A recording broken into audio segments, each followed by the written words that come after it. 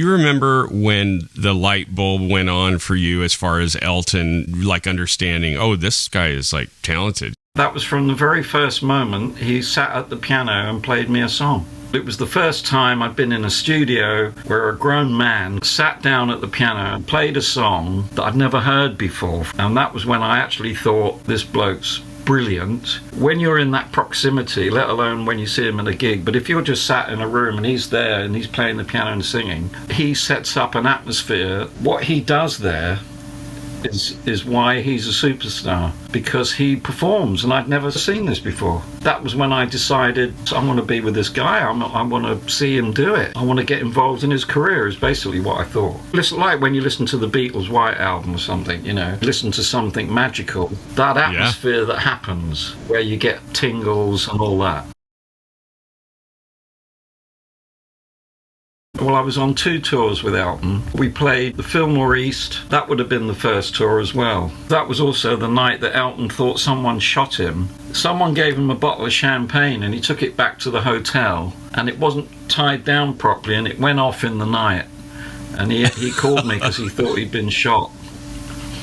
And but the thing is that we were like kids, really. Yes. You know, I'd never stayed in a Holiday Inn. I'd never seen beds that big before, you know. I mean, and we were living this life of what I thought was unbelievable luxury, you know. Breakfast in the morning and loving America. I mean, that's the main thing. And that's the main reason why I think Elton took off so hugely, because he loved America. He loved being there.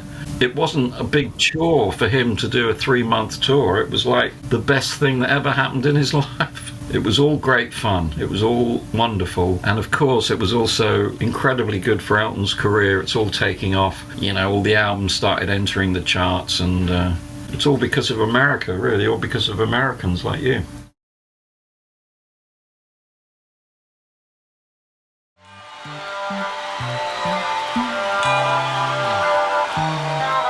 The other epiphany was when, obviously, at Madison Square Gardens was an epiphany moment for all of us that were there, to be hanging out with John Lennon and to see him shitting himself backstage, to be with him when he walked up those stairs,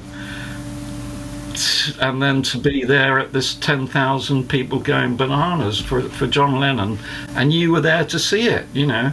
I would say that show is in the top 5 most important gigs in pop music history. I would put that there easily. Yeah, that's what people they tend to say that. Any of us that were there would say that's about right, because it was an incredible night. When we had John Lennon and we were all backstage at Madison Square, I'm such a, you know, potty Beatles fan. I was just following him around everywhere, you know. Yes. And I ended up in his dressing room, and at the time he was with May Pang, you see. And there was only the 3 of us, I definitely know that. And there was a knock on the door. So as the sort of management person, I went to open the door. I opened the door and there's Yoko Ono standing there. And I went, oh my God, I felt that he's with another woman. He's obviously with Yoko, and now she's found out he's with someone else. And I've opened the door, and there's going to be some almighty argument, you know, that I'm going to be involved in here. Yes. Anyway, but behind Yoko was our mate, really. I can't remember his name now. Was it Tony King by any chance? Tony King, you're right, yeah. Anyway, he was giving it the thumbs up. She came in, and apparently it was that night where John and Yoko got back together again. And who was to know that actually she was responsible for putting John and May Pang together, who was her assistant or secretary or something. I was still hanging on to, well, I wasn't hanging on to John, but I was following him. Elton was already on stage, you know, going down a storm. And I was walking with John. And I definitely remember the stairs at the back of Madison Square when he started to go up the stairs, and he was, he was nervous, you know. And he said something like, oh, well, here we go, over the hill, as if he was going to war. That's what they used to say when they were going to war. Because it's a bit like that, you know, you're going up over the trenches, you know. As he hit the stage, the place went nuts. They went into white noise. It was louder than normal crowd sound. It was so loud that it actually went into this sort of white noise of sound that seemed to go on forever. Seeing it's Thanksgiving, we thought we'd make tonight a little bit of a joyous occasion by inviting someone up with us onto stage. It's our great privilege, and your great privilege, to see and hear Mr. John Lennon. It's alright, don't need a salted pumpkin flower. And then I just sort of ran out to the front so I could see it. And when they went into, I don't know, I saw her standing there or whatever it was. The whole place, because actually Madison Square Gardens, the hall is on rubber. Well, it moves up and down basically.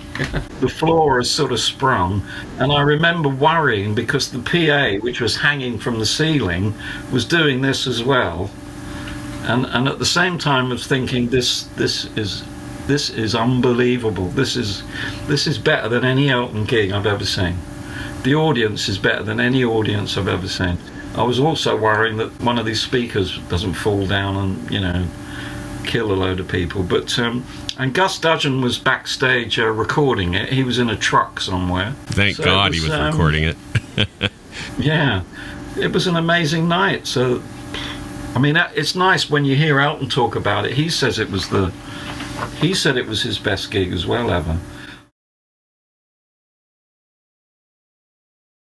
I don't think Elton did either. As much as he loves to spend, you know, and he's become a billionaire, you know, he's become so rich.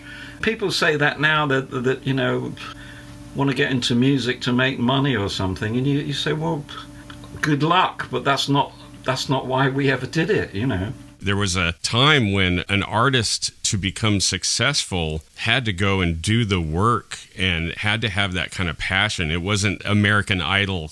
That's exactly right. You're absolutely right, John.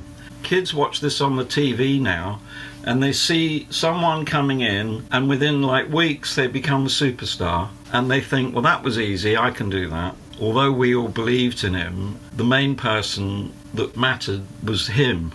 Believing in himself and pushing himself to the limits that he did, on top of being the most talented musician you can imagine, you know, and together with Bernie, that incredible relationship, that doesn't happen very often. Ice on Fire, which wasn't I didn't have as much fun as I would have liked during that album. It was a bit of a chore, to be honest, to say the least. It just went on and on and on. The idea of that album, I don't know if you know this, not a lot of people know this, but the idea was that whereas Elton normally only wrote enough songs for an album, on this album he was going to write twice as many songs and choose the best songs. Because for Gus, this was going to be the best album Elton's ever made. You know, without a doubt, it's going to be the very best. And actually, it was also a moment because we were doing it digitally. And Gus wanted to do it digitally. We did experiments to see what was better, whether it was going to be better than analog. It was going to cost an absolute fortune. So Gus was putting everything into this, you know. But pretty soon, they all decided that everything was great. All the songs were great. So it was going to be a double album. And it wasn't really. It was probably, there was probably one great album there, but not two, you know. In fact, I've got the gold disc up there. So, yeah, Elton was going through a bulimic period and he was smoking joints like it was going out of fashion. We had fun though. I mean, I only remember him giggling throughout the whole album. I think that was all I remember. Yeah. Him laughing all the time. So we had fun, but it wasn't the greatest album. Well, although we had some great people on it. You know, we had the Queen rhythm section, George Michael. There were some great musicians, Nick Kershaw. When I listened to Ice on Fire, I remember when it came out, it's like, okay, Gus is going to work with Elton again. And then this album comes out, it just sounded like 80s music. It didn't have any of that touch, and the songs weren't there. So I'm just kind of curious, did Gus lose his way as a producer? What do you think was happening there? Do you have any feelings about that?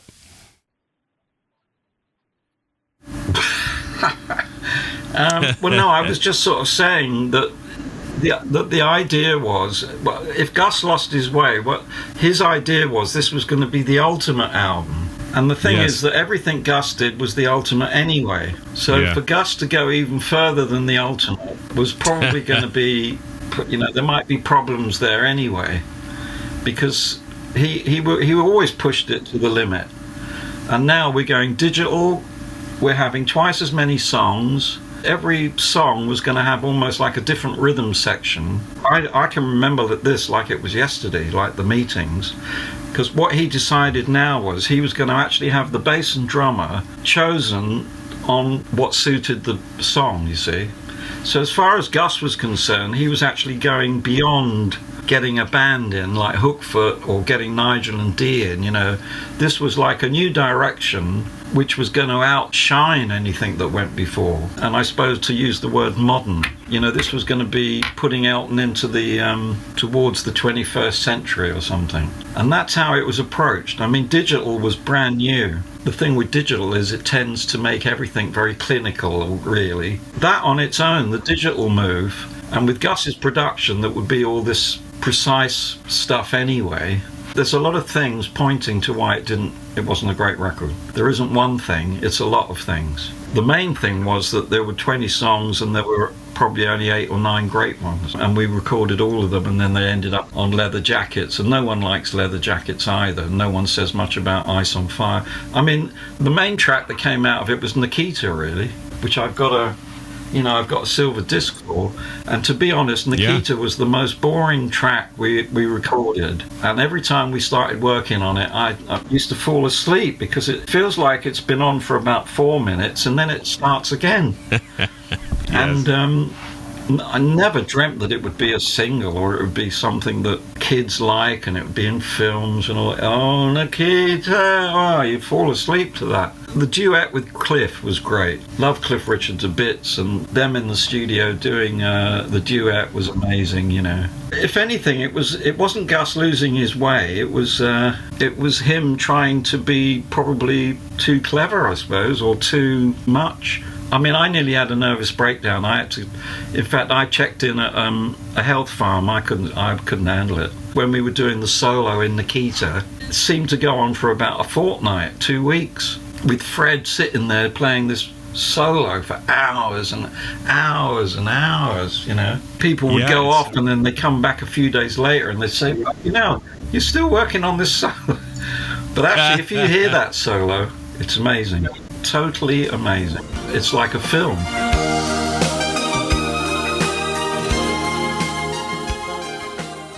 That's the thing with Gus's productions. They might have been hell if you were there to see the process. And to be honest, the first Elton album that Gus did was a bit like that. He pushed the limits. He booked an orchestra. It was all written out. No one did that. If you think about the difference between Empty Sky and the Elton John album, it's like different band. It's a completely different band, completely different music. That's all down to Gus, really. It's not all down to Gus, of course. Elton wrote the songs, and Elton wrote the arrangements on that piano, semi-classical.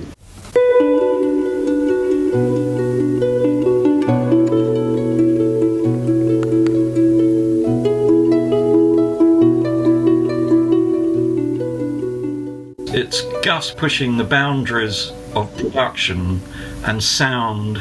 So that's all he was doing on that Ice and Fire, pushing the boundaries yet again. And he certainly pushed the boundaries as far as I think it cost £1 million, like $2 million to make that album or something. It was just mad.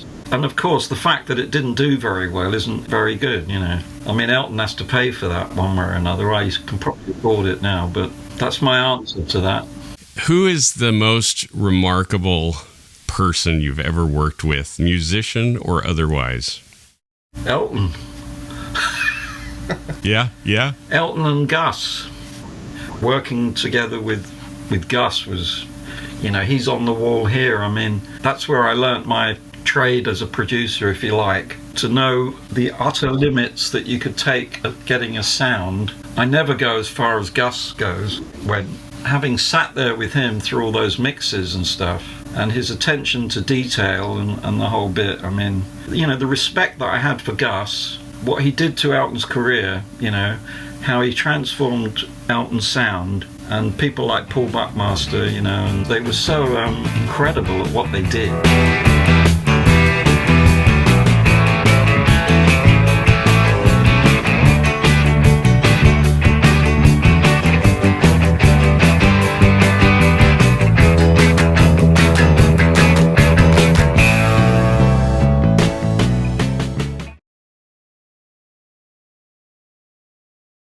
from my point of view, the Beatles story is way, way up here somewhere. That story is so unbelievable. It is. And all the dynamics involved. You know, you got four people, and like you say, the luck of those guys meeting up with George Martin and ending up at the best studio on the planet. Yeah, that's what made me become a musician, was discovering the Beatles, as it is for a lot of people. But their story has so much magic and synchronicity in it. It's just like everything just fell perfectly in line, but they had to do the work. I try to say that to youngsters now who generally only work on their own. You know, they don't even have bands anymore. All these solo artists, whether they're young girls or young guys, sitting in front of a TV screen trying to be great, you know. Like in the old days, the best music was made in teams of people. Sometimes they were called bands, you know. Yes. You know, and I don't see how you can refute it, really, because when you see that film of the Beatles working together, and you see how John and Paul fed off each other and worked together, it's like, that was the genius. That's what made that music. Don't let me down. And that music's lasted 60 years. You know, not 6 weeks or a year or two. It's 60 years. It still sounds amazing. And Absolutely. it still influences writers and musicians. They're still trying to figure it out. That's right. You know, how did they do it? The way they did it was because there were 2 of them or 3 of them or 4 of them. And they were arguing and shouting, you know, like some mad family, you know, got together, 4 guys, ripping each other to pieces, you know, and then trying to outdo each other. And if you can do that, I can do this, you know. That's how the greatness was made, really. I think it's very difficult for a single person to pull that off, really. The Beatles hit such a Mount Everest of achievement. It's almost like when they broke up, all of those early singer-songwriters took the gauntlet. It's like, now we're going to do what they did. We're going to write these amazing songs. We're going to compete. That's absolutely right, because the Beatles were like one of the first people to write their own songs. Yes. I mean, up until that point, it was people writing for people. One of the things I think that makes that music so timeless is that it's actually real human beings in a room together playing music together. That's why when you hear those records, like the Beatles records, there's this vibrancy, there's this thing that just resonates that you cannot emulate with technology. You can't. Intermission.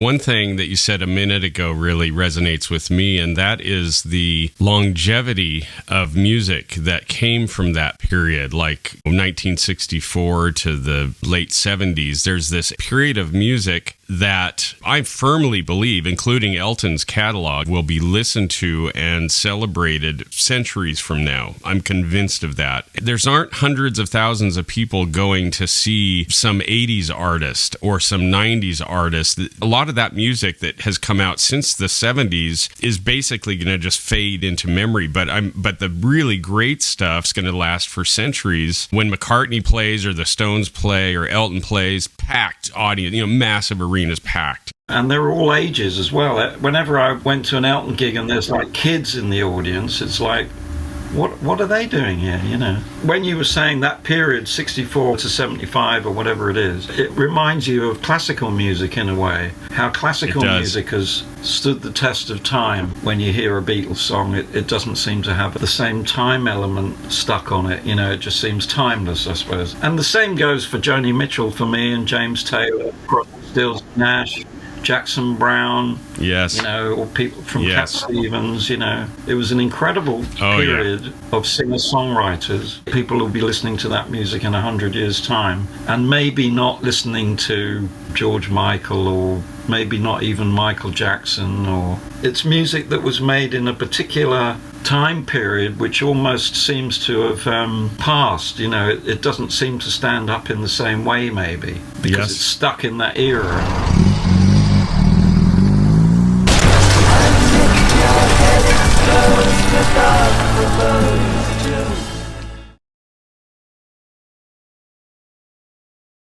was a lot of mystery behind it. This guy's turning up from a band, he's obviously famous. And that was when Jimmy turned up. That's the first time we met him. But he was very quiet, very shy. I wasn't a big Led Zeppelin fan. I didn't know much about them or Jimmy or anything. They were a famous band. I knew that. So, in fact, when Elton got his first stereo, he had this incredible stereo system, and we used to play Zeppelin 2, blasting, and it was amazing. When I started working for Jimmy, then I found out what a kind of strange, slightly, well, not more than slightly eccentric guy he is, or was, or is.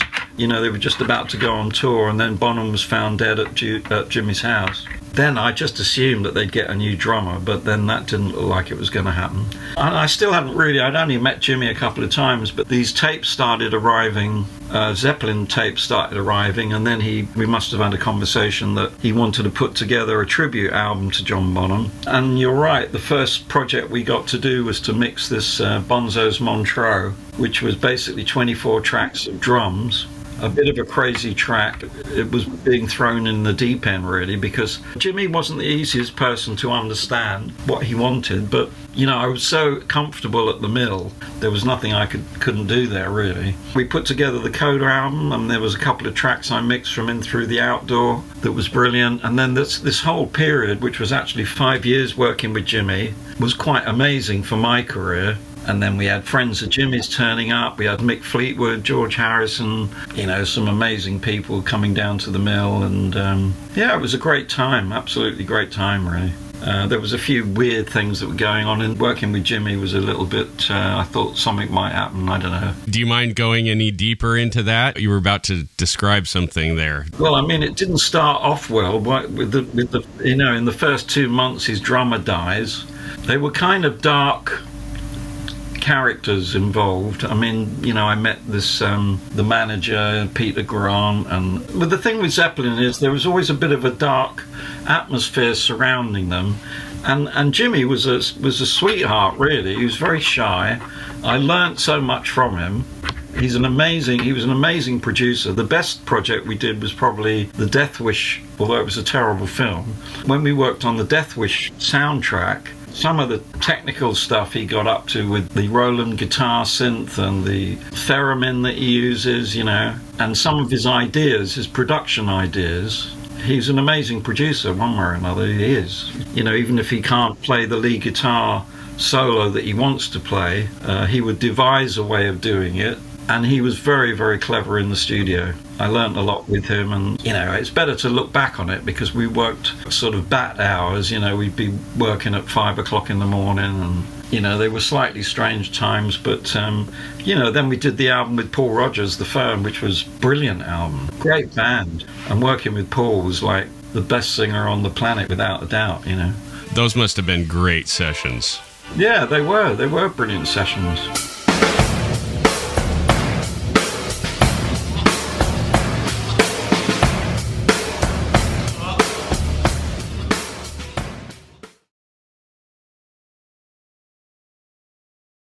What is the most memorable studio session or project? Was there a moment that will stay with you forever? When George Harrison came to the mill on a Bill Wyman session. Yeah, that was a moment. Having George in the studio was... And I recorded him on slide guitar.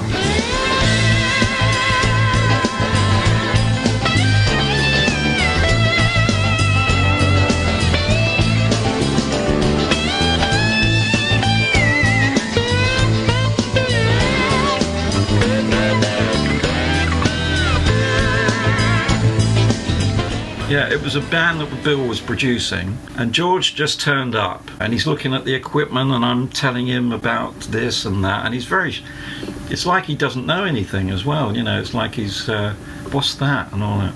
Anyway, and then Bill said, fancy putting some slide on something, and I thought, how am I going to get the George Harrison slide sound? Yeah. What am I going to put it through so it sounds like My Sweet Lord? Yes. And I thought, I don't know. Anyway, he plugged in a Strat, and he started playing, and it sounded like It sounded like George Harrison playing My Sweet Lord. Yes. The sound sounded, wasn't just what he was playing, and it was just DI. And I just couldn't. I thought, wow, that was easy. It was DI. That's interesting. Yeah, just DI. I can't stand when these music guys talk about stuff that most people don't understand. What they're talking about is when you take a guitar and you plug it straight into the mixing board instead of going through a guitar amp. The way they do this is they use a DI. You plug the guitar into the DI, out of the DI, into the mixing board. When you plug the guitar straight into the mixing board, it sounds really pretty and shiny. If they had plugged it into a guitar amp, it would sound really dirty and nasty. You want to hear what dirty sounds like? Listen to this.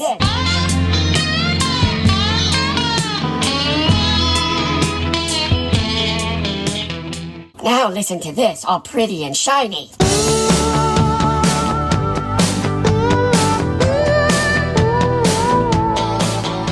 Do you hear the difference? I know which one I like better. So there've been moments, there've been moments in the studio. I don't know, I've just been lucky really where, a lot of great bands came in and a lot of great moments in the studio.